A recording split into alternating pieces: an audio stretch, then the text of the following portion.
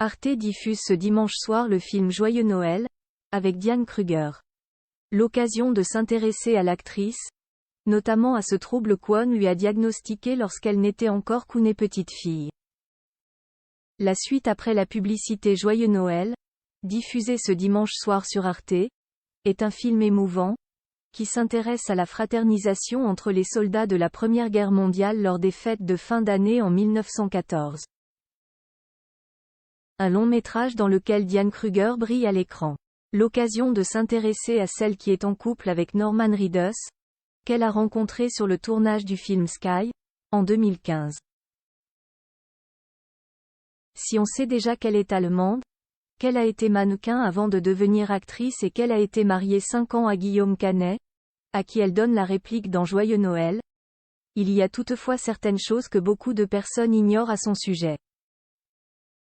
Notamment Kwon lui a diagnostiqué un trouble déficitaire de l'attention avec hyperactivité lorsqu'elle suivait sa scolarité dans une école catholique en Basse-Saxe. Un trouble qui se caractérise principalement par des difficultés à se concentrer et parfois par des comportements impulsifs. Elle prend depuis ce diagnostic un traitement pour contrecarrer les symptômes. Diane Kruger ne manque donc pas d'énergie. Ce qui peut être une bonne chose.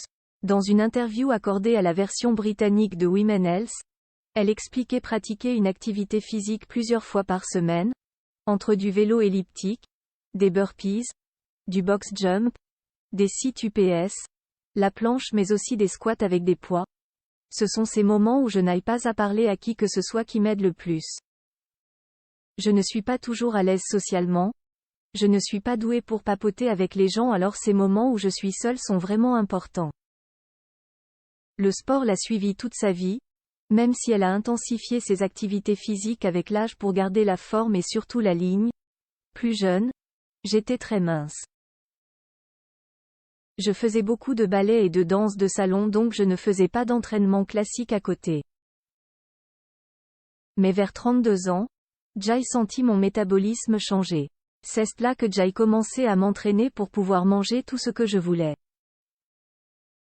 C'était un moment que je redoutais.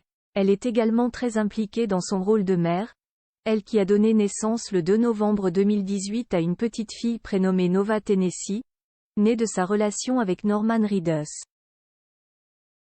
La suite après la publicité.